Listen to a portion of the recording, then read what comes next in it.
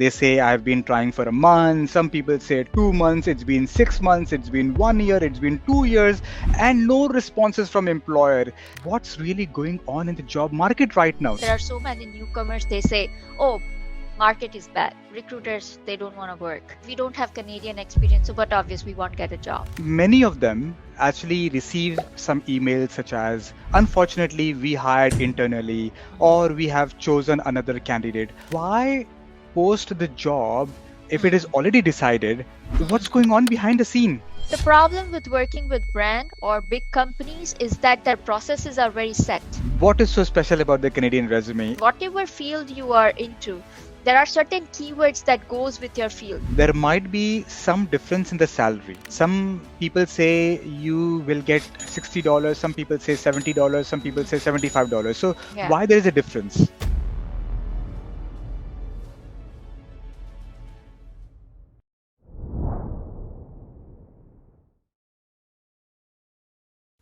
We all know how 2024 has been for the job market.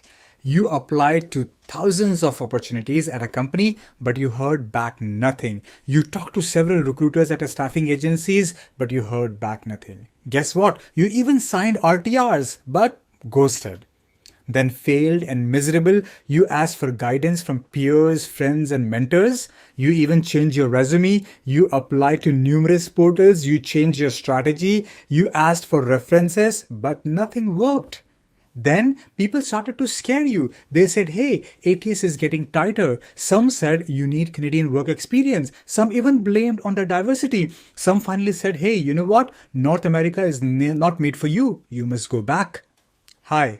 I'm your host Afaq Qazi, and joining me is Dhara Majmundar, a seasoned recruiter with 14 years of experience who has helped countless professionals make their Canadian job dream a reality. In today's episode, we will crack the code to get a job in 2024 and 2025. My objective is to give you the insight of what the recruiter thinks, what a recruiter does, what they think the candidate should do and should not do, how this staffing process actually works, and anything related to it. We shall apply a reverse engineering technique to crack this code. This episode is for everyone. Whether you are a fresher or an experienced person, you live in Canada or you live in US, you are a software professional or you're not a software professional. Whether you are a business analyst, product owner, scrum master, project manager, anyone, this episode is for you. So enjoy the show, but don't forget to subscribe and show some love. Hi Dhara, how are you? And welcome to my podcast. I'm good, thank you. I'm excited to be here. Dhara, with 14 years of experience in the recruiting industry, you have mentored, hired, and helped countless IT and software professionals realize their Canadian dreams. Your journey began on 8-month student visa, and today you have built a successful career helping others navigate this path. Could you share with us the story of your journey from those early days in Canada to where you are now, and what inspired you to help others achieve their own career goals here? Okay. Yes, for sure. So, very true. I started my journey here as a 8-month student visa, and in 8 years, I become a Canadian citizen. And I did help and tried helping, and even today I try to help other job seekers, newcomers, recent grads, because I truly believe that employment is empowerment. If I would have not get a chance to be employed, I would have not been able to empower myself, and I would have not realized my own potential as a professional and as a person both. So I think that's a very important aspect, and that motivates me to keep on helping others. Why I help others? Because I was the one, I knew nobody, and nobody knew me when I came here. And there were countless people who helped me in one or the other way. And without their help and their support, I could have not done anything. So I think I wanted to give back to the society. So that was my always um, motivation behind whatever I did. In terms of my journey, yeah, I came here as an HR management student on 8 months visa. That was just 1 year program. After that, when I was in the program, I did one internship that was related to recruiting, but then I was not sure if I want to get into recruiting. So I did another internship after completing the program, which was related to HR. So that was as an HR assistant. After completing both the internships, I realized that recruiting is my first love, and I would like to continue with that. So um, with 1 year work permit, I was lucky enough to get a job as a recruiter in a small size staffing company. After that, I again studied for 1 more year, but at that time, I did my full time job as a part time, and then I did full time study. So again, that 1 year, I juggle around a few things, and then at the end of that 1 year, I got PR, and then I continued my full time experience.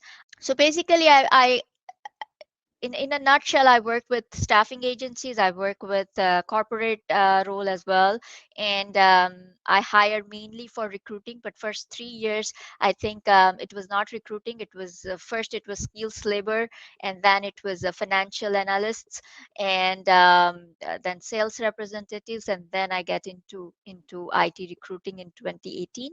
Um, and To conclude, I ended up working with Robert Herjavec, who is one of the investors at ABC Shark Tank, and I worked with his company for 1.5 year, and I learned a lot from industry because he's industry specialist, and apart from along with him, many other hiring managers who are the subject matter experts. So I learned about cybersecurity a lot after I came here, apart from my original knowledge, skills, and understanding about IT industry, being an IT graduate from back home. Yeah, that is such an interesting thing that we hear. Everybody who comes to Canada basically juggles, struggles, stuffs it out.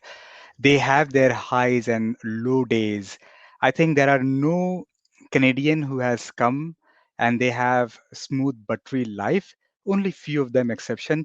But I always believe until you struggle and you see the real ground level reality, you don't come to know. And your journey is just as inspiring as the thing is. So, one thing, Dhara, that nowadays I keep seeing IT professionals on social media talking about endless job searches that they're doing. Some of them, they say, I've been trying for a month. Some people say 2 months. It's been 6 months. It's been 1 year. It's been 2 years, and no responses from employer. Uh, Employers are ghosting them. Recruiters are ghosting them. Uh, what's really going on in the job market right now? Any insights? Yeah, right. It's a very typical and complex issue. But I think it's on both the sides. So I'm not saying that it's all candidates' fault. I'm also not saying it's all employers' fault. Um, as we know, recruiting is broken, and I think it is broken because there is lack of communication. So there is lack of communication between hiring managers to recruiters, to sales reps, to recruiting managers, to accounts managers. So there are series of people involved into the whole hiring process. Recruiters are only the face of the process. So we think that whatever happens outside, recruiters are whole and sole reason that this is happening to me. But I'd like to say that most of the times it's not recruiter, because recruiting is a team sport, and without them having support from hiring manager or other people in the chain, they cannot actually deliver. So why people are not, I would like to focus on why. First, I would like to focus on candidates, why they are not getting responses, or why they're being ghosted, or why they're not able to land up to the Don't you think opportunity. this is more of a job market also situation? Yeah, this is job market too, like it is. But I truly believe that job market has always been difficult. Like when was the time when it was easy? Like I don't think 10 years ago when I was searching for my first role, it was very easy, because everybody told me that you can never find a job in Toronto. You have to go to Alberta and Saskatchewan and God knows what. And And I then the used, Canadian experience that you bring. yeah, so there was no Canadian experience either. right? So I had no Canadian experience. So I think anybody and everybody who is newcomer, or even if you are into the market and you want to change your career, they all face the same issue. Somehow we think that, because I'm outsider or I came from different country, I'm being treated differently. But in my experience, people who have born and brought up in, say, Canada or US, but they want to shift their career, they face the same difficulties, right? So I really, I think I have seen a bigger picture, and I really want to point out that it's not just the market, it's not just the employers, and it's not just your skill set. I think it's more about your mentality and your lack of understanding of the current system and the trend, and and then the environment that you are trying to project yourself. So we are not habitual of putting ourselves outside. We are not habitual of going out and say, these are my achievements. So these are my expertise, and these are my area of improvement. We are not trained to be that specific, and I think that's one area in terms of presentation. Second, in terms of understanding how things work here, how the recruiting process work. They have no idea. I mean, when I was new, even I had no idea what is the difference between an agency recruiter and a corporate recruiter, or who is an accounts manager, or who is a sales manager. What a sales manager is doing in recruiting process, right? But they play a very important role. Who are the hiring managers? How do they take interviews? Do even they know what kind of question they should ask or they should not ask?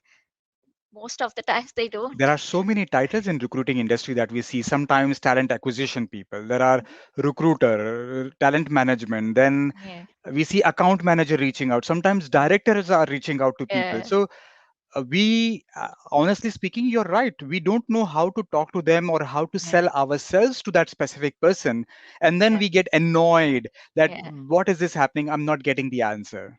Yeah, yeah, absolutely. So we don't understand the system. I think that's again an added level of frustration. Um, and then third thing is that we say that, oh, everybody, and I have seen something, I have also seen in the market, that there are so many newcomers. They say, oh, market is bad, right? Recruiters, they don't want to work, or we don't have Canadian experience, so but obvious we won't get a job. So I think they kind of take those excuses as a shield for not getting a job, and sometimes they are not even accountable for that. Maybe they have 2 years, 3 years work permit, maybe they have family to feed them.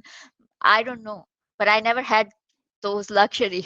I never had a luxury to go back and say, by the way, I couldn't find a job. Okay, then you are out of my home at least. and then Yeah, i and think then i find think out what you want to do with your life. people don't have patience, and people don't and always have a plan B. So I Yeah, think these are the two things that yeah, people keep in mind. And when they come here, they are able to give excuses to every opportunity. They will say, oh, this opportunity has got this particular skill, I don't have it, I will not apply. yeah, Or, oh, today, not today, maybe tomorrow we will apply. So yeah, I think this is our own excuses that we have built up over the period of time while applying, and I would call it as laziness. People are not serious about it. yeah. Well, that is one aspect. I think they're secured. I think that's why it's so it all boils down to how hungry you are, right? So maybe if you are secured, maybe you have family support, then maybe you are not hungry. It's okay if you find a job in 1 year, 2 year. So you will not put in that level of effort because it's you don't have sense of urgency then. So I think those ingredients also play an important part. If you have come as a PR with your family, with your husband or with your spouse or family support or whatever, you are not going to be on the road if you don't find a job tomorrow, right? Whereas somebody who has come all on their own, no financial security, no social security, they don't know anybody, no family, no relatives, then they have to take action.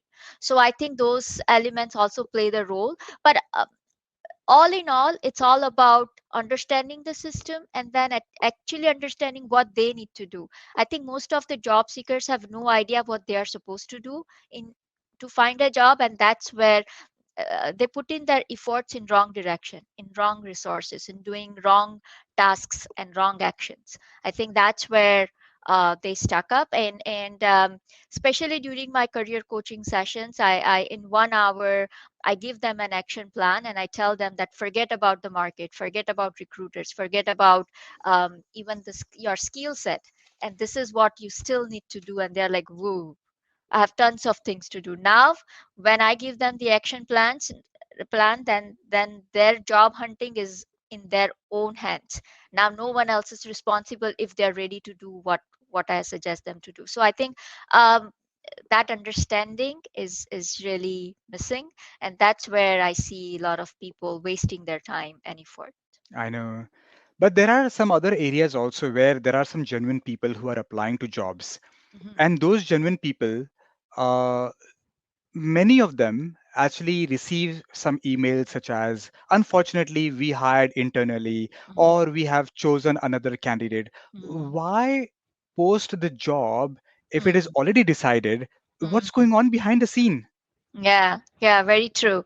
And I agree with that. To tell you the truth, even people who are posting the jobs, they know that they're wasting their own efforts. But we need to understand that all the companies, all the HR, all the recruiters, they have to comply with the employment standards. They cannot decide that, okay, we want to hire somebody who has been referred internally, or somebody that we want to promote internally. So now we will not give chance to anybody else from outside. They have to post a job. They have to get the applicants, and they have to at least screen all the candidates they have received to make sure that they are taking the right decision by hiring someone internally or a referral or by promotion, and they're not missing out on the right talent. Because chances are high that I want to promote somebody, but maybe I get an application who is far better than them. So I would always like to compare. But most of the times the internal candidate could be the best one, because they already know the company. So why they still do it? Because a, it's a part of the process. They have to comply with those process, and b, they also want to check the market. They don't want to take a blind decision. So there are so many things involved internally, which may not make sense being an outsider. But if you are a part of that system, I bet you that you will do the same thing, because that's how things work, and that's how you're supposed to do. I see. So we will break down the entire hiring process that you actually talked about. But before that, I also, when I came to Canada, I was hearing January is the best time to get into the market. September is a good time to get into the market. December is not a good time to enter into the market. So when is a good time to enter into the market? Yeah, I know. I also hear all those things, but to tell you the truth, I have been an employee, and I have been a job applicant from time to time myself, and I've also been into recruiting. I I don't believe in those timelines. I don't believe. Um, I give you one example. When I was in the university back home, whenever my professor used to ask to do something, I used to say, "I'll start from Monday." She said that a Monday will never come. Why not Saturday afternoon? I'm like, it's Saturday afternoon. I want to start from Monday. She said, no, break that barrier in your mind and start from Saturday afternoon, or Friday evening, or Sunday morning, or Tuesday afternoon. Why not? This is a very wrong barrier. And I think, see, people who work in the industry, they are also people just like you and me. They might also have those ideologies that, I'll do my work after coming back from vacation. Maybe January I'll start looking at. And funny thing, when candidates say that, oh, they are not hiring right now, it's not a good time. I recently had an interview with one company. They said, that I'm not able to find good recruiters. Why? Nobody want to leave their job right now. It's not a good time. They want to enjoy, because it's October, then November, December, it's holiday time. They don't want to leave their jobs. They'll be active in January. And candidates are saying, oh, they don't want to hire us. They will be active in January after they come back from vacation. And they're like, we want somebody right now. Right. So So much of a mindset problem, right? Both the sides. I mean, one person wants it, they don't find it. People who want it, they are unable to find it, and everybody's giving an excuse. If you want to find, you will find the God also. That's true, but to be realistic, there's nothing like good time back time. Company has to keep on going, keep on running their function, whether it is January or December or November, right? So if they need somebody to fill in the position, if they are lagging behind with functions or support, they will find and they will try to hire somebody. And you don't know, right? Maybe you apply in October, but they process your application in January when they actually need somebody. You are still ahead in the game than the people who have applied in end of January. So you never know. It's all about when you enter into the queue of that recruiting process. I think you have to be at the right time with the right people at the right place to crack that interview. Very true. While in this process, candidates are applying on every job portal out there, so many of them, Mhm, but they never hear back. mhm. What mistakes a candidate might be making? Yeah, very good question. So there are a couple of things that I'm seeing that they're literally these are mistakes which they can easily avoid and easily improve their chances to have better um, opportunities. So first of all, they're not applying to um, jobs where they qualify for. So, for example, somebody has been a web designer. I've seen so many cases like this for 1 year or 2 years experience. They want to get into full stack developer. They apply for full stack developer jobs for 5 years, which requires 5 years experience with 2 years experience of web development. And they call themselves full stack developer. You are not a full stack developer yet, right? You look at your qualification, you look at your experience. Do you comply with what they're looking for? No. Are you there yet? No. You want to become a full stack developer? Sure. You will become a full stack developer 110%, but not today, not right now. Not for this company, not at this time. You still need to work on it. So if you have 2 years web development experience, apply for a web developer role. I'm sure you will get response. At least you'll get more rejections than what you are getting right now, right? So I've seen this mismatch a lot. They're not looking at their profile. They're not aligning their own skill sets with the jobs they want to apply for, and they are doing firefighting. They're applying anywhere and everywhere um, without understanding their own portfolio first, and then find out, like, if I have ABC skill set, I should find a job that matches ABC skill set. Then you apply. And I'm not even saying that you have to be 100% compliant. No, that's fine. For example, if you are applying for a Salesforce developer role, they are looking for 5 years experience, but you have 3 years experience, go for it. Even if you are 60-70%, go for it, but you should be aligned at least. Not that you are a web developer and you're applying for full stack developer role, or not that you have done, I don't know, you have done office assistant and now you're applying for project manager role, because you think that I'll do a one certificate and then I'll become a project manager. That may not pan out the way you are thinking. So and again, there are ways of doing it. You want to do that, go for it, but then find a Success ratio will startup. be less. Yeah, And I yeah. think people also have got sometimes they have got a skill, but Hmm. they are unable to sell themselves in the resume. Example, I might have 10 skills. Yeah. This job requires Salesforce or a Hmm. business analysis, requirement gathering. I might have Hmm. done it, but I Hmm. don't write that in my Hmm. resume and I Yeah. don't sell myself, as you said. Yeah, yeah, no, 100%. And again, that alignment is again missing. So many times when I talk to candidate, they say, I have done this, I have done this, but nothing is in your resume. So we really need to work on that as well. Because if we believe that the job application, whatever job description has, I have done it, but it's not in my resume, then take that time and keep on upgrading your resume. That's again will improve your chances, because your resume is your passport for the interview. Correct. So that was one mistake. Any other Yeah. mistakes? Yeah, and again, the job search strategy, right? Not even from strategy. Let's see the companies not choosing the right companies to apply for. How many times do you actually think that, do I even want to work in this company, or why do I want to work in this company, or do I even fit in here? So I think people apply anywhere and everywhere without understanding that their skill sets may or may not match that. For example, if I'm an IT recruiter, I apply for um, um, healthcare industry recruiting role.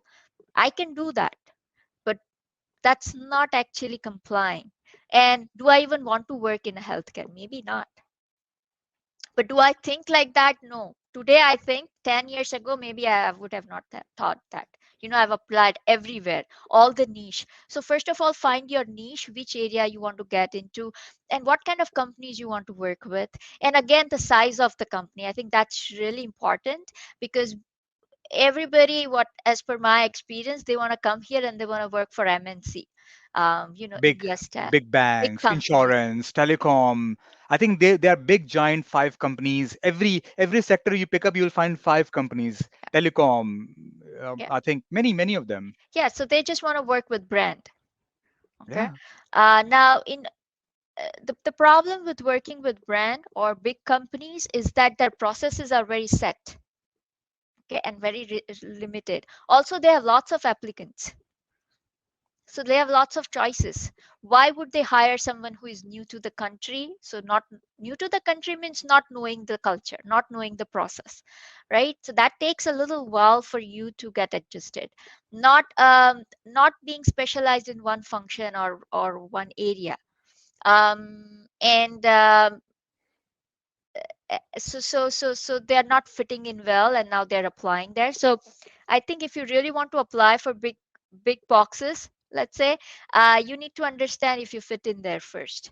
Rather, if you apply for smaller size companies, then uh, you can um, you can contribute more, because back home maybe you might have worked on different functions, right? And they don't have a lot of options.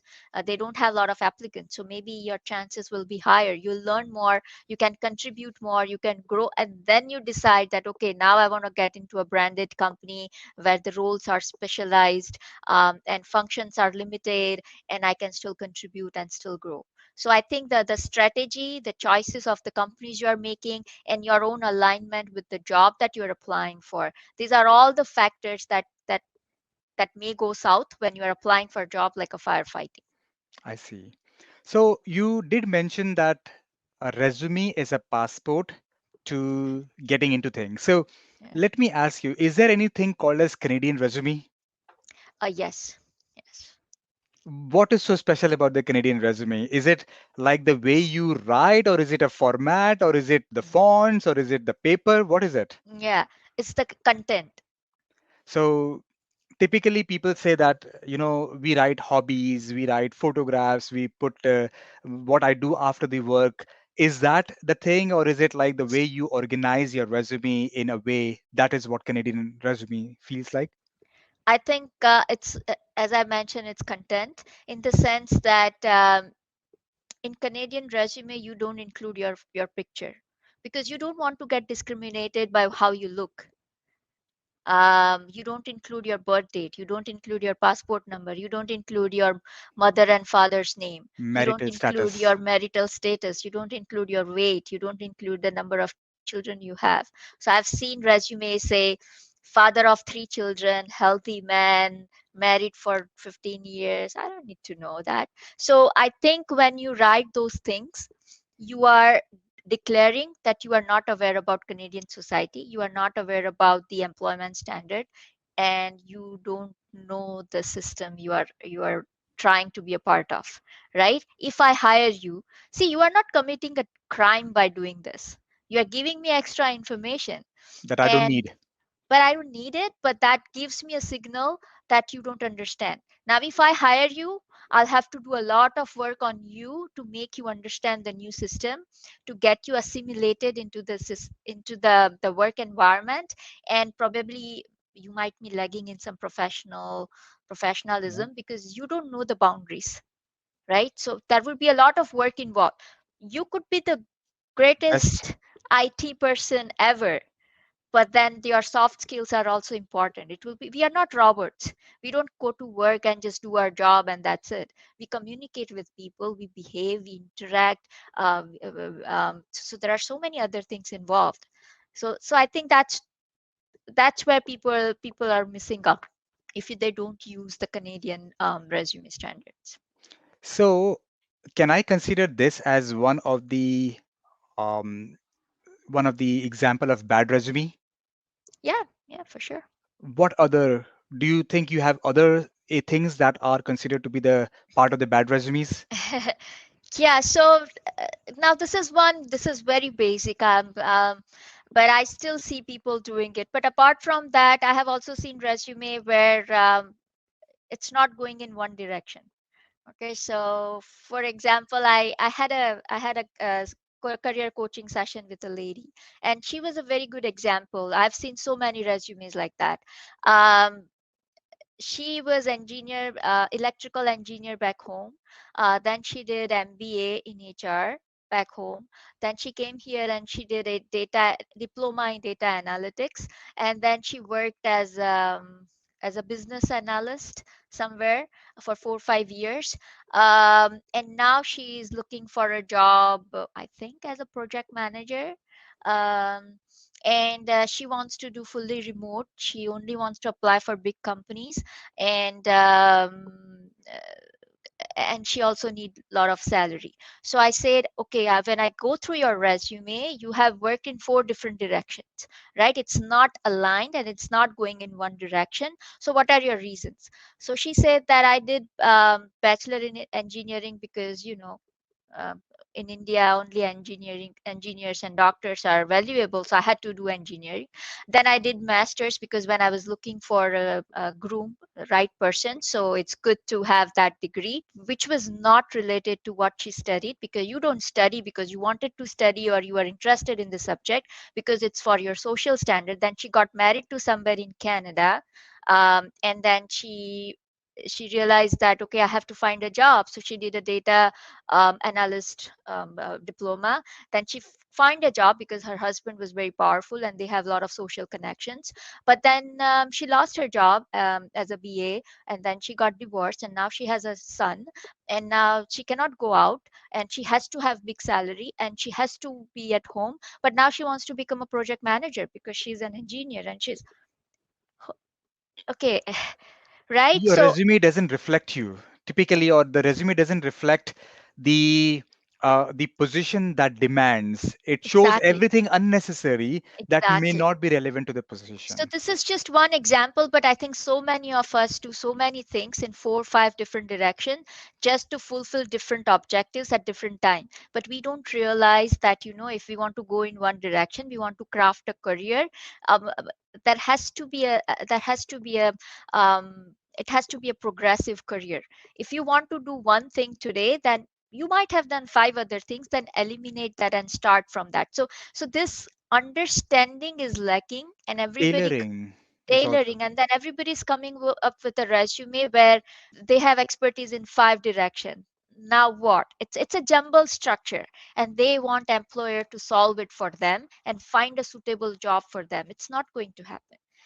If you want, it's like I'm giving you rice and dal and vegetable, and I'm asking you to make something out of it and eat for yourself because I'm giving it to you. No, you have to cook it, and then you have to give me so that I can eat, and then I can taste if you can actually cook. You cannot give me ingredients. So I think that's what we are doing, and so that's one example of a bad resume, in the sense that it's not aligned. And there are Yeah. so many resumes like that which is not aligned at all. Third example I give you, that if you're so many times, if you apply for a Salesforce role, um, I don't even see one word of Salesforce, not even once.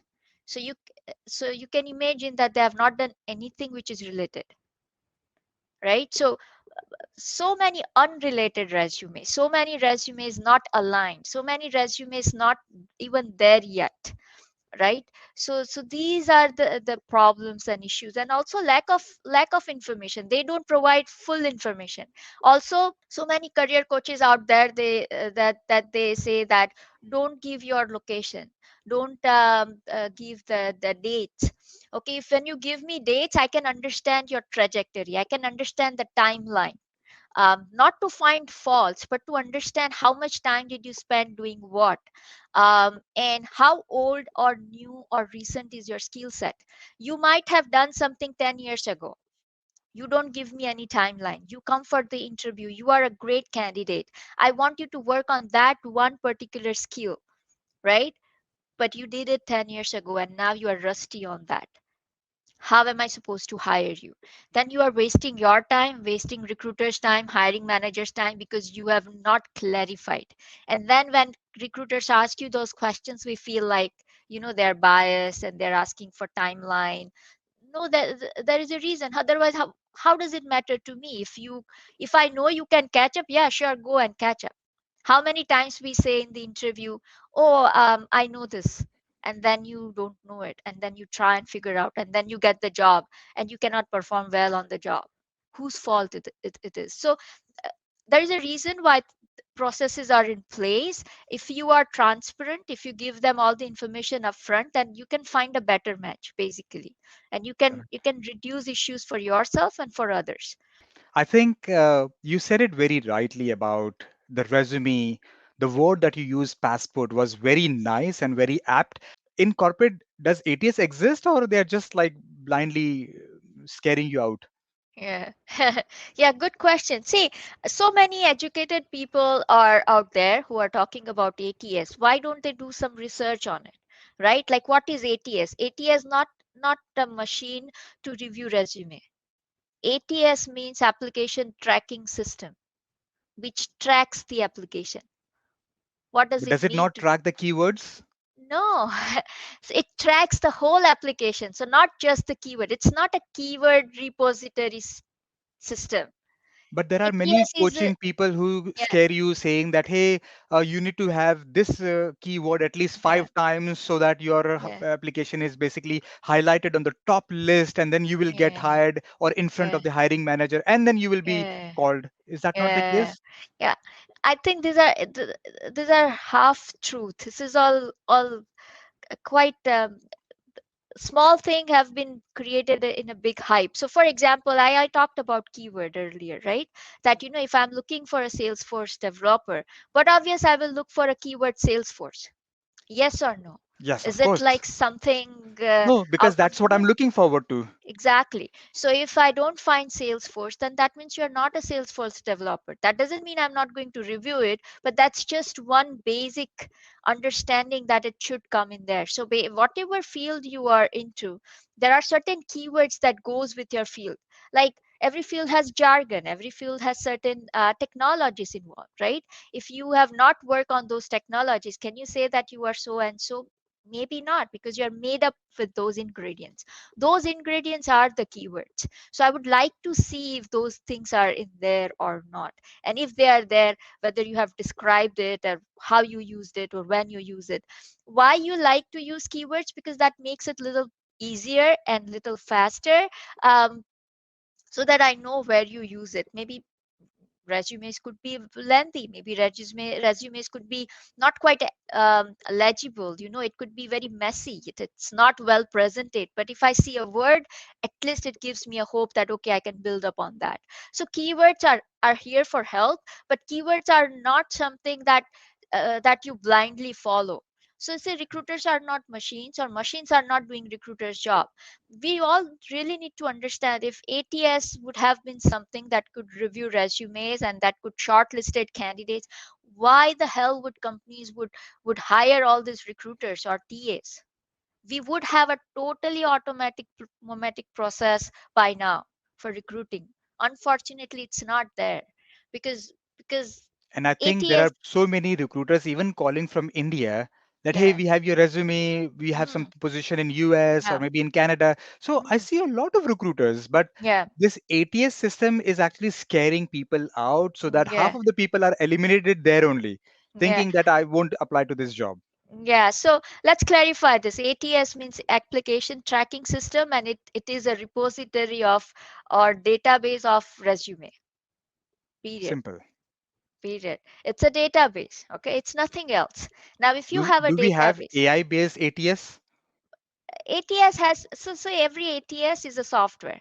right? And just like every software, they have different feature, but ultimately they do the same work, right? So do they have, yeah, you can filter resume based on the keywords because it Mhm. has those filtering process. You can, filtering means search function. If you have a database, would you not have a search function for a You will. database? You'll have. You can search candidates based on keywords, based on location, based on degree, based on anything, right? But that doesn't mean that that is the only way to do it. So when I do the search function, when I already have a repository, I already have a database, and I want to review something that I already reviewed earlier. But when I get a fresh set of applications, I have to go through all of them one by one manually. People really need to understand, if I reject all the candidates by using whatever means, I'm answerable. I'm not working a silo. Recruiter doesn't run their own businesses. They have recruiting managers, they have accounts managers, they have sales managers, they have hiring managers. If I get 100 applications and if I say nobody's qualified, I'm Somebody answerable. will be asking you why you think Yeah, you're looking for a higher standard. yeah. So how many candidates did you review? Show me. How many candidates did you reject? Show me. My I have gone through this. Like when I was working with one of the hiring manager, after 1 week I said nobody's qualified. He said, Dara, show me what you are finding. So I showed him 10 resume that I thought might have some qualities, but I thought they're not qualified. He said, oh no, 5 of them are qualified because it was a new technology, it was a new area. I couldn't fully understand, so I rejected all of them. And then he said, no, no, he can come for interview, he can come. So I'm answerable. I cannot just say, oh, I rejected everybody because nobody is qualified, using some search function or some AI or some ATS. Companies are paying money for that. Companies are paying you for that too. So there is no ATS is just a database, it's a repository. AI based ATS, well, some ATS are more, have more features, some ATS are very basic.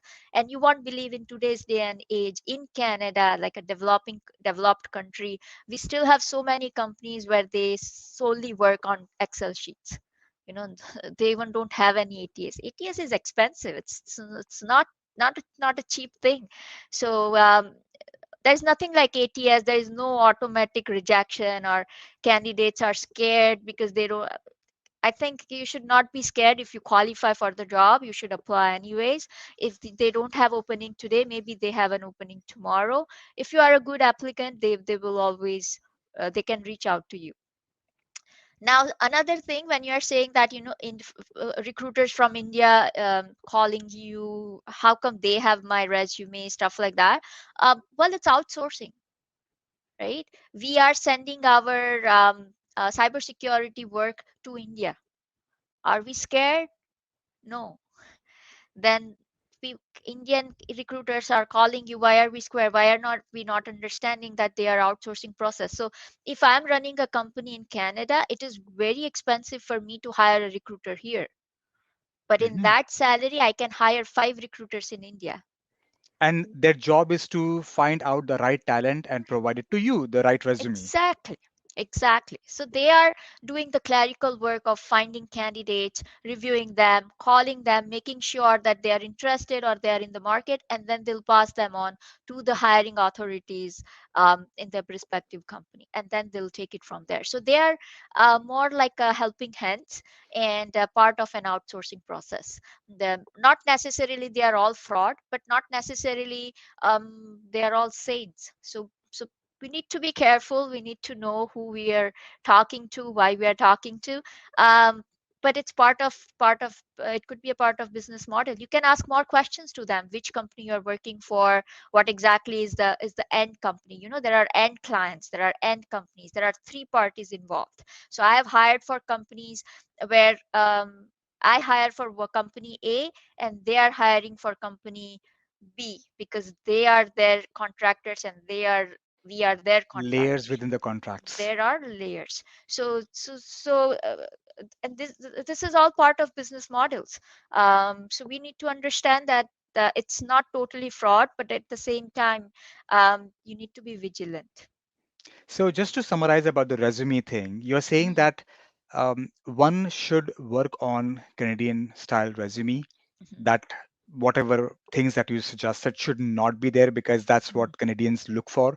mhm, Number two, we should focus on selling the right thing that you know about and should exist. mhm. Number three, don't sell everything about yourself, sell a Yes, specific thing because that's what is absolutely. targeted and that's what we call it as tailoring your resume according to the job description. Mhm, There is nothing called as scary about ATS. It's just a normal database of applicants, but mhm. we need to ensure that we apply with the right keyword, with the right mindset, and overall the resume should reflect who you are and what you're trying to apply, and someone who reads your resume should know that okay, this person is eligible to work on this position. Right. Simple as that. Exactly. Exactly. And AI, everything else, these are secondary level of things. We should not be worried about that Yeah. too much. Yeah. We are not there yet. We are not there yet. So let's talk about the hiring process, right? we Mm, we we have to talk because this is getting very interesting now. So the hiring process, you mentioned several times about the different layers. You already spoke about it. mhm, So you spoke that there are multiple levels, like you're hiring for a company, but mhm, one company gives a contract to another, mhm, that company mhm, gives a contract to another, then that company gives a contract to another. mhm, So my question here is that how does the recruiting company basically make money through this? mhm. Yeah, yeah, that's a great question because I think people for have, for me for yeah, me I get to see, yeah, okay, how much, I ask a question. Let's say I'm a yeah, candidate, I will ask, hey, mm, there are, how much will I be getting? You will say mm, $60 an hour incorporated. mm, But mm, what is the level above if there are three mm, levels? No, that's a great question because so many applicants think that recruiters are taking money out of their salary. And if I'm offering you less money, that means I'm putting more money in my pocket. Now, that's absolutely not the case. It's actually other way around. Okay, so let's talk about, there are two types of recruiters: agency recruiters and in-house recruiters. So in-house recruiters have a fixed salary. In-house recruiter typically means like companies, big corporate, big names, they're hired full-time recruiters. Not necessarily big name, you could be a small company and you could have your own recruiter. Okay. For example, a So company A having his recruiter hiring for company A only. only, exactly, they are only responsible for that one particular company. They are part of their company, they are there one of the employees, right? It could be big, but in-house recruiter or talent acquisition person, they are salaried people. They do get bonuses, but then their salary is fixed. So whether I hire 50 or I hire 150, my salary will remain the same. My bonus may vary based on my company's overall performance or a little bit of my own performance, but I'm not going to get anything out of your pocket. Okay, so we really need to understand. So that's one part. So they are solely working with the company's budget. They cannot increase or decrease your salary because they want to or they like to. Of course they will be more valuable if they hire good employees with less salary. So my negotiation skill will be there because that way I can show the company that I'm saving you money. Okay. um but again, I cannot go too much below the standard, I cannot go too much above the standard as well. If everybody in my company is getting say 90K, you are an addition into the team, I cannot give you 100K because then everybody else already getting 90 and company cannot raise the standard for everyone. So I have to offer you 90K. Now that doesn't mean I'm taking 10K in my pocket. So they have a fixed budget, and they have a fixed salary, so they are not getting anything out of it. um, Agency recruiters, they get a very basic minimum salary plus commission. Their commissions are good, say 10%, but 10% based, but 10% is not based out of your salary. Okay, so recruiters get paid um, more if you get more salary. So, for example, I tell you the bifurcation, but for example, you have 110K salary, I get 10% out of it. But If who you, pays? I tell you that, if you get 90K, I get 10% out of it. So it is in my favor to get you 110K salary than 90K. Yes? Because Yes. then my percentage will be higher. So it is in my favor to get you more salary. Okay. Now who pays me? The company who hires me, or the company who hires the recruiting agency, they pay the agency directly. They don't, I don't get paid from the salary of the candidate. So for example, I hire somebody with 120K salary, then the agency's cut is 20K, 20% From the agency main company, from the from the hiring. from the main salary. Mhm. Agency's cut is 20%. So I'm a staffing agency. I hire somebody for one company and their salary is 120K. So that company who hires that candidate, they pay the agency 20%. Okay. Okay, but not from Uh, my salary. Not from your salary, from That's an your additional company. cost. That Yes, the company who is hiring you, they are spending additional money I to see. hire the staffing agency. So for example, if I want to hire somebody for my company, I hire a staffing agency and I pay them fees to hire me somebody to work for my company. I And it has see. nothing to do with your salary. So even though there are three levels of the things, the three level people will act, three level agencies will get paid based on the 20% cut that the company basically gives. So that 20% will be distributed between three different companies according to the contract. No, No? no.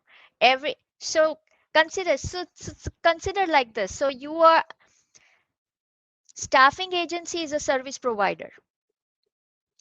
And staffing agency is selling a product which is a skill Mhm. set, employee. Staffing agency is selling an employee or skilled worker. Okay. So their product. They get paid based on what product they deliver. So if there are three layers, every company is paying from their pocket to pay for the services they are using. So Mhm. your salary, your 20% of salary is not going to be distributed with three people. Oh, there is one company, my salary is less distributed. Three company, no. So basically, as you mentioned, it's an extra cost. But I have noticed that if there are three different companies approaching you, Mm, there might be some difference in the salary.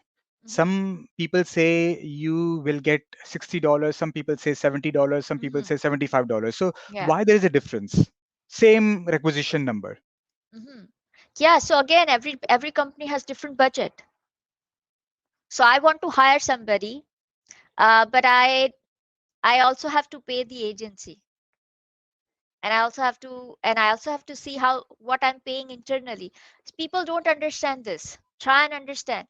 Um, Company A is paying $70 for their internal employees, so they can hire someone else with $70 to and add them in their company. But company B is paying $60 for the same work done to their current employees. So I cannot afford pay $70 and bring a new person in here. So now I have those constraints. So I have to bring somebody with $60. Now both the roles are going to a staffing agency, to a staffing recruiter. And recruiter is saying that I have a Java developer role. One is for company A with $60 per hour. One is with company B with $70 per hour. Recruiter is not taking your money. Recruiter gets paid whatever that company is paying them, or Mhm. whatever that company has decided, that 20%, whether it is $60, 70. Recruiter is not getting 20%, by the way. They are getting 10%. 10% is for the staffing agency, the company itself, and then Mhm. whatever percent decided but for the recruiter, again for a accounts manager. But that's really the extra cost of the company who is getting the service. It's not coming out Coming of from your the salary. profit. Your salary or your per hour is decided by the company who is hiring you. I see. So whether it is $40 or $50 an hour or 60,000 or 70,000, company directly decides this is what you Exactly. will get. Whatever Exactly. additional the recruiter gets or the staffing agency gets, this is all coming directly as an add-on cost that you and the staffing agency and the company basically has agreement. Exactly. From your recruiting agency, how do you find expertise or talent? What is your best search tool that you use to find candidates? That's a great question. So it really depends upon the industry you are working with. Um, And we will focus on IT software, BA, yeah, product manager, product owner kind sure. of thing. So, so first of all, staffing agencies, their expertise is because they have a database. Why would any company will go to a staffing agency? Or they have a database, so they already have developed relation, they already have connections. How do they find talent? Yeah, LinkedIn is the best and powerful tool. But apart from LinkedIn, I think I use Indeed a lot. I have used Monster a lot, very less these days, but it's still a good platform. So LinkedIn, Indeed, Monster, and ZipRecruiters. ZipRecruiter, I think they are a very dominant players where IT talent can be found. But in US, they use career developer. There's one career app as well, so they use that side too. But I think LinkedIn is number one, Indeed, ZipRecruiter, and then Monster. So these four platforms are very prominent. So, how do you search?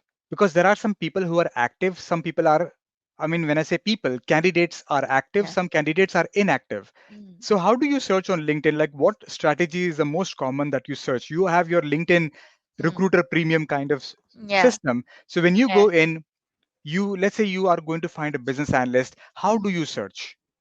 I search with those keywords because and because I want to find out certain, of course, Example, BA with 5 years of BA with experience 5 years has in the got location. requirement gathering, requirement elicitation, analysis. You will feed in those keywords Those that keywords. as per the JD, and you search and you Yeah. will get some, let's say, Yeah. 100, 200 resume. Right. And then you Yeah. pick up the first, you start calling them one by one. I cannot call them because I don't have their contact information, so I start sending them messages.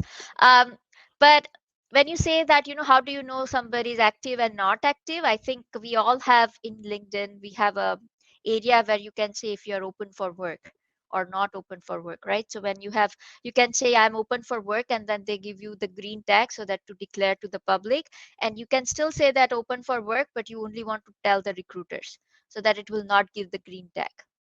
Are So they not the same? so so the function is same that you are open for work, but the way of declaration is different. So I can choose two options. So if I'm actively looking, I have two options. I can Hmm. either say that I'm open for work and I want to declare publicly and I can have a green tag, or I can say I'm open for work but I only want to declare to the recruiters. Now, how would recruiters know that? When you go to the LinkedIn recruiter, they have a function when they can show you that they are open for work. So I that's how see. you know whether they Hmm. are active or not. Um, Now, when you say active candidates, passive candidates, to me, it doesn't matter. I will reach out to active candidates, I will reach out to passive candidates. Traditionally, some recruiters believe that passive candidates are better candidates and active candidates are no good candidates. Because you're looking for a job, you're not a good candidate. Because you don't looking for job, you're not looking for job, that means you're a good candidate. I don't believe that.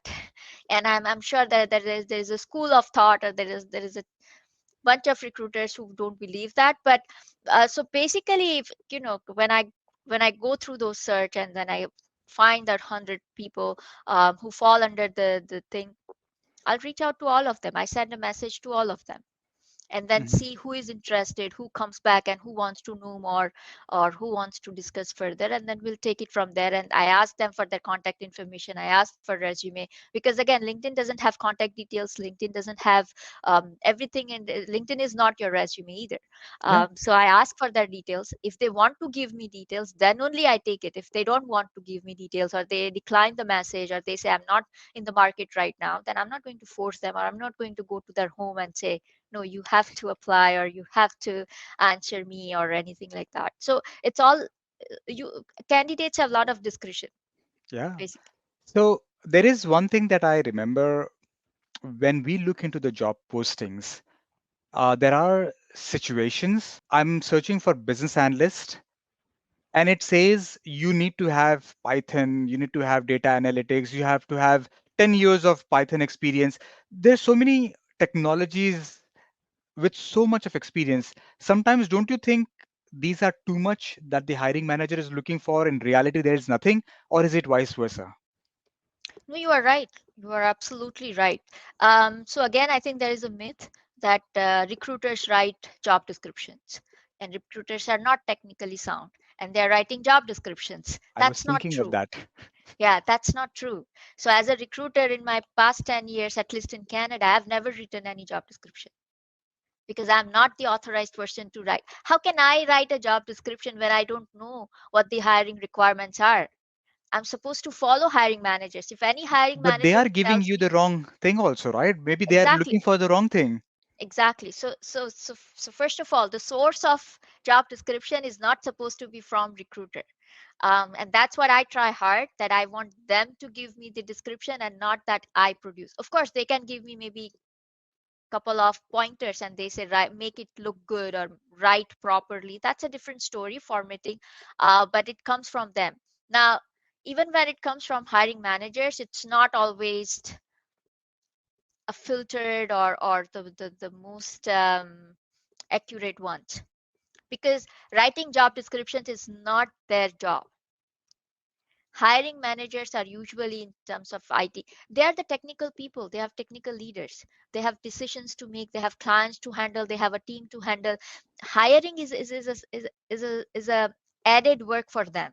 It's a loaded work. So I agree with you, sometimes they just gather like a grocery list of all the technologies and say go find somebody. Why they do it? Sometimes they think that, let me see what you come up with. So many times, show me what you come up with. It's like again They're firefighting. Like that's, delegating. They're delegating the work to you. To yeah, you and you clean the find out. garbage and finish it off. Yeah, yeah. Sometimes they don't pay attention. So many times I get job description where um, the main requirements are not even there. And we are looking for a candidate. They get rejected. And then you have a meeting that why are you rejecting? I'm ticking all the criteria. They say no, but they should have this, but it's not in the job description. You never gave me that. You never even talk about it. And you are rejecting candidates saying that it's not there. So job descriptions could be faulty, because A, it comes from hiring managers. Sometimes recruiters write it. I don't know. If I'm not a good recruiter, I might sit and write job description because they could be pushy. I have to use my discretion and say, no, that's not my job. I want it from you. So recruiters have to have lots of guts to deal with them before even you deal with the candidates. A, it's not their job, hiring manager's job. B, they might want to just scan the market and they want to see what they find out, and then they can what they can work with. C, they never paid attention, right? Yeah. So it happens a lot of time that you see grocery list, and then you think that recruiters are writing this, and why they're doing this to me. I cannot deliver you everything. My advice, who you are, what tools you need to do, use your own discretion, that if I am a business analyst, my basic requirements or my basic skill set should be this. I according to this I qualify maybe 50%, maybe 60%, maybe 70%. Still apply I without see. blaming anybody, because we don't know who has written the job description. So it's a wastage of energy to get angry with someone without knowing who you are supposed to be even angry with, right? So just Right. apply, even if you qualify, say 7, even 60 to 100%, anywhere in between, and then let's see what happens. Most of the times, they will tell you that no, we need only this four. Rest are like nice to have. So there is also a myth that you should apply jobs between 8 a.m. and 5 p.m. only during the weekdays. Is it true? Not really. But I believe there is some sense to it because Yeah, you might receive so many emails, yeah, and emails may go so at the bottom that you don't have yeah, time to find that person. yeah. But don't you think references work here also? If you have a reference, if you know someone, typically recruiters know, okay, this person is available. Maybe I should reach Mm. out to them first. Does that help? Yeah, so I think there are two parts here, right? You talked about the timings. Correct. Yeah, timings make sense because people work. These are the working hours. So when you are actively working hours, you're filtering your emails, and if you apply in the evening or morning or weekdays. But I tell you something, recruiters usually always keep an eye on their thing, and they do go through all the applications. Um, Actually, sooner the better. Maybe, for example, it's Friday evening. You don't apply it now. You want to apply on Monday morning. During the weekend, maybe some other people applied. Until Friday afternoon, I didn't have any good candidate. Maybe I had 100, but none of them were good. But how do you scan so fast? How do you, I'm not, I have to scan fast, right? As and when it come, you have to scan. How do you Okay. scan so fast? Okay, good question. A, you get the ability, right? With it comes with the experience. Just like a recruiter can scan their resumes fast, any other person can do their work faster with time and with years of experience. Yes or no? As Yes, a BA, absolutely. I'm pretty sure you are doing function A. In the first year of your work experience, you were doing function A, and the 10th year of your work experience, you do the same function. Are you not faster? Very much fast. I can scan my document and figure out, okay, this document has the right direction or not. So within Exactly. like couple of seconds, you are saying that even if you send the email, you are still working over the weekend to scan It the depends. emails. Some people could, some people are working. In my early days, I used to work. Recently, I've stopped to working during weekends. Family life, balanced life. Too many. There are tons of other things than family to live. Makes sense. Yeah. So, but after a while, you may not have that need because I know what I can accomplish even during working hours. But I think that's even Efficiency matters, right? At that time, that's out you of question. What I'm saying is, if you feel that you are qualified for this job, go and apply. Doesn't matter it's 8 o'clock, 12 o'clock, 6 o'clock, 5 o'clock, morning, evening, Saturday, Sunday, because you don't know their candidate pool. They might have lots of applications, but nobody is qualified just like as much as you are. But chances are high that I've already screened my first five or first 10, and Mhm. then you enter into the queue. Then what happens? Maybe I do not reach out to you today. Maybe I reach out to you after 1 week, 2 week, six Do months. you have that organized resume system where you can reach out to them after even 5 days? Yes, why That's not? very So interesting on because you one receive hand we hundreds are of saying, email. yeah, but everything is not going staying in the email. Again, email can be organized. I have folders, so I organize emails. But so that's really interesting. People are I'm not taking your understanding. secret out. No, it's not, no secret. So there is ATS, right? Mhm. What is ATS? But ATS is in the corporate industry. That is easy to search. But what if No, the staffing agency? staffing agency has ATS. Oh, okay. So basically, the email that we sent you with the resume, you put that in the ATS, It comes through ATS. but we send it to you in the email, right? Like your email, So we might then send it. yes, you, if it comes through email, it is not in the system, then you have to, you store it in the system. Ah, I That's part see. of your job. You cannot not add your candidates into the system. But there is also, so now I have understood, okay, you can apply whenever you want, but think Mm, about this tricky situation mm, that you found five candidates. You are one staffing agency called, let's say, A, but there is another staffing agency B. Both of them have got an opportunity, which is the same opportunity with the same mm. requisition number. Yep. I reach out to you, but you already found five candidates. Now Mm, that I signed RTR with you, mm, I am unable to go with another staffing agency, mm, uh, which I have not signed RTR, but mm. has a room to talk. What do a candidate do in this situation? Yeah, that's actually a good question. So sometimes it does happen that you sign an RTR, but you want to go with agency B because now they are not going to present you. So you really need to talk to your recruiter I that think it's been fair to ask the previous one to yeah, say, hey, yeah, release me. 100%, 100%, that if you have not yet submitted me or not yet presented me, I think I have other opportunity where I can be presented. Can you hold on? And then I can go ahead with them. I see. Yeah, I never thought of this could be an option to just go and talk openly. That will give an Yeah, opportunity. yeah, why not? Why not? Yeah. So, a resume was one side, but do Mhm, you think candidates' LinkedIn profile or mhm, social presence mhm. makes a huge impact on your hiring process from a candidate standpoint? Yeah, it does. It definitely do. So by law, your LinkedIn presence should not affect the hiring process. That's discrimination. So I cannot say that I accepted you or rejected you, anybody in the hiring chain, based on your LinkedIn profile. However, LinkedIn profile gives the supplementary information. So many times people don't write certain things in their resume. They might not think it's important, but it might be important in the context of this job, this company, this hiring manager. But I find that extra information from your LinkedIn profile. So as a recruiter, I like to grab that extra information and promote you as a candidate, that you have this too. For example, this hiring managers like people who are not only doing their job, but they're doing some extra hobby. And I see something on your LinkedIn profile that you are involved into XYZ. I'm going to put that in my presentation, and I'm going to even talk about it if I get a chance. So that way I'll try and push you, or I'll try and glorify your profile.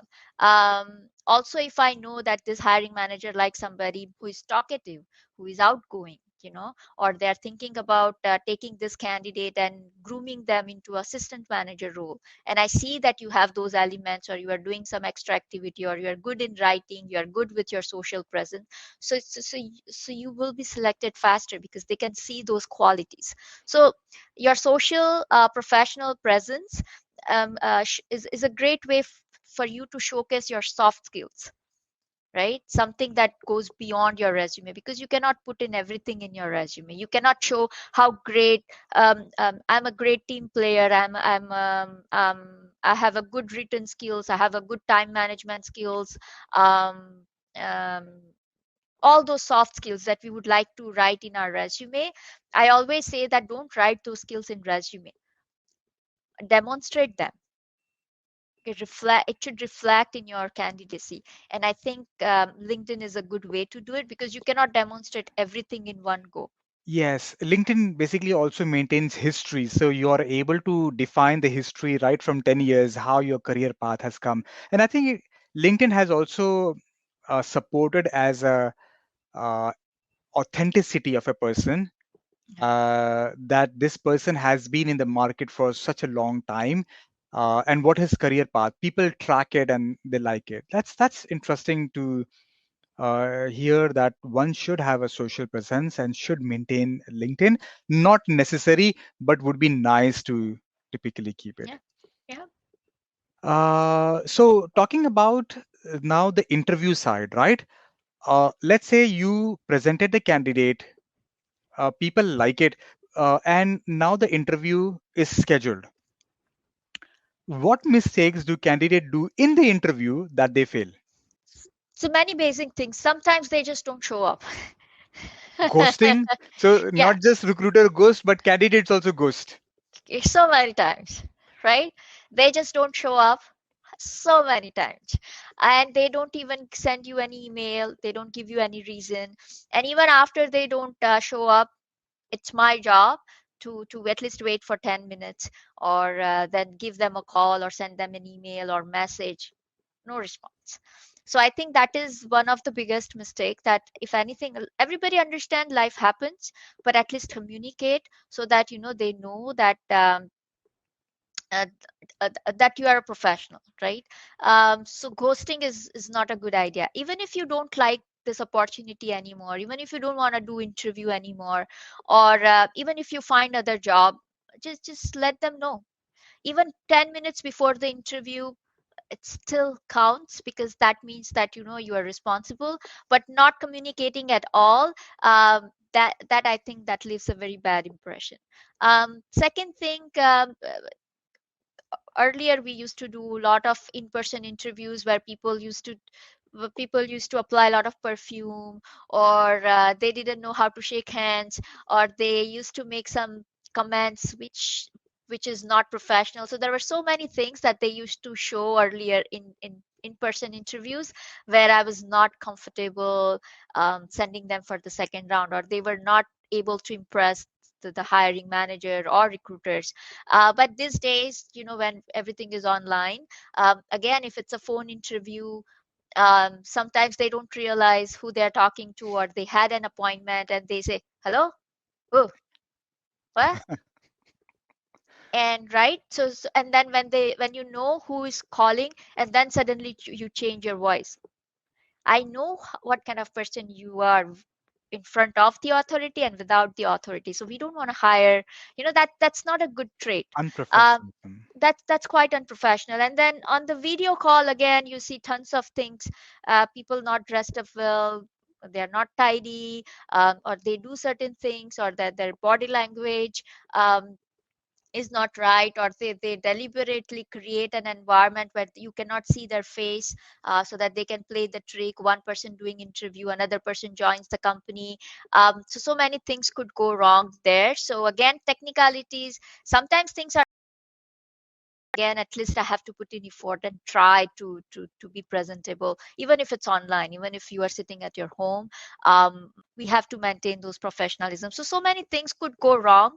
um, um, and it's like you have to learn those things, right? Like before COVID, I never had to learn how to manage the light setup, or voice setup, or my video quality. But these days we have to be vigilant about those things. Yes, very true. So there is one aspect which is completely independent that I believe so is the hiring in the government sector. Mhm. There are so many positions open in Ontario Health or maybe public sector, federal sector, but somehow what I want to understand is that hiring process completely different? Is the resume completely different? There is something called as skill matrix. Is that completely different? How can one crack a government opportunity if he or she is hiring for any position like PA or anything? Yeah, so that's a very interesting area. So um, Start government start from has, the beginning. Like yeah. how should one apply for this kind of positions? So again, the application process will remain the same, right? You have to apply with your resume, but government jobs, they do have their own specific skills metrics. Um, so That's very sometimes complicated to fill that's very and true. has True. never been successful. Many students or many people that I talk to, they have always said, we fill this lengthy skill matrix, but no response. Yeah. What is the trick? Yeah, I think that's where agency would be helpful, because agency know they would have done so many trial and error. They might even have a chance to talk to somebody from the hiring authority within government agency, because there has to be some point of contact with them. So they've agency usually have learned uh, that how to present yourself in a way, or how to create a metrics, so that that the you get selected, because they have a point system. So government have point system based on, they even give you points based on how much you are asking for, or how much money you are expecting. So they have their budget, and if you are above their budget, then you lose the point, right? So they select candidates based, they shortlist bunch of candidates based on the pointing system. So if you are not aware about how they work, or how exactly your skills metric should be, or how your resume should be, then you will not get selected. So I have seen, there is one candidate, we were applying for them for a government role, and she said that I've applied for this government job like 3 years ago, 2 to 3 times. I never heard back. She was highly qualified. There was no issue she would not get qualified, or at least not get interview. But because it was 3 years old, I said, let's take a chance. And we prepared her profile, we sent it over, and she got shortlisted. And she was like, I'm the same person, I have the same profile, same resume. but the way of presenting was different. So how you highlight your skill sets, how you highlight your how is it reflecting in skills metrics and resume both. It's a lot of work, to tell you the truth. It's not as you just don't send resume, or you don't just fill in the metrics and boom. Recruiters have to do a lot of work in order to actually make your profile look good. And Upsell a sorry, candidate. Upsell sorry, a candidate. to upselling a candidate. And that way you get the interview. But it's nothing new. The It's process the is still the same thing. same. It's the same thing. Yeah, but this is always a notion, right? Other companies don't ask for skill metrics; they require Yes. skill metrics. The Yes. resume that I think normal company ask for is 2 to 3 pages long, Mm, right, crisp. But I think mm. government resumes are a bit They like lengthier. it. They need more details, project Yes. names, project Yeah. customers, and some team names. It more looks like 7 8 pages of resume. This is at Yes. least my thinking. Yeah. Yeah. No, definitely. They like details. They like precision, and they do have specific skills metrics. And yeah, and the thing is, and I think the reason is that they get lots of applications, right? And they use vendor management system. So if they have an opening, they just put it under vendor management system. So 10 agencies will get the same job opening, and they all work on it, and they all find candidates, and then they all have their quota, say three candidates. So they all send 3 candidates. Now imagine how many applicants they receive, even shortlisted, and out of that also they have to shortlist according to their point system. So it's a tricky thing, because I don't think they have a well maintained database, or they don't have highly invested TAs. um, so government, because of the volume of, I think, applications, they have a different way of sorting their applications too. I see. So there are one last question. Not question, but basically a tip for advice for people who are in the job market. What tip would you give them to be successful in their job hunt and maintain good relationship with the recruiters? I think the second question is the answer of your first question. So if you want to be successful in the job market, maintain good relations with the recruiters. So that means um, I, as a candidate, also have to start maintaining a relationship. Okay, this recruiter, great. This recruiter, great, and then keep talking to them. so I think that the issue is people have a lot of misunderstandings about the recruiters. Of course, there are bad apples in the market. I personally had a lot of bad experiences from recruiters as a candidate. I personally don't like recruiters, to tell you the truth. But that doesn't mean that you insult anybody and everybody. That doesn't mean that you show your frustration of one event to the other person. I think it's you're really missing out on good opportunity by showing those frustrations. um, because hey, nothing is perfect, right? And there are good recruiters, and they are really trying hard. So and it's not that maintaining good relation means you have to stay in touch with them, or you have to praise them, or anything like that. But whenever you get in touch with the recruiter, due to whatever reason, don't insult them, don't show your grudges and anger on them, and don't discard them just because they happen to be a recruiter. If you don't like what they're saying, don't interact. If you don't want to talk to them, don't talk to them.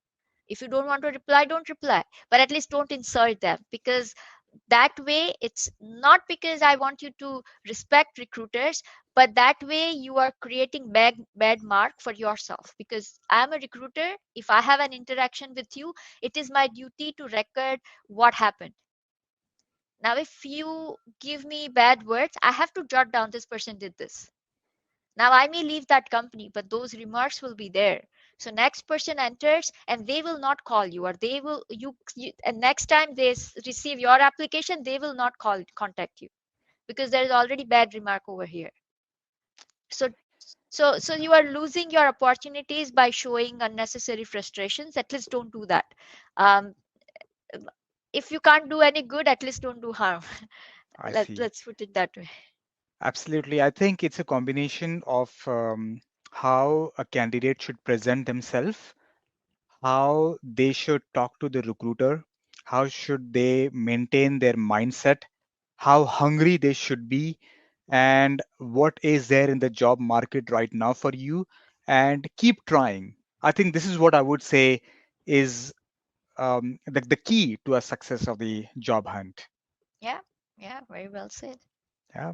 So, Dhara, thank you so much for being here and providing so much of insight in the recruiting industry, in the hiring industry, resume thing, and so much of myth that I had in my mind. Thank you for clarifying that. I appreciate your time. You're very welcome. It was my pleasure to be here. Thank you. All right.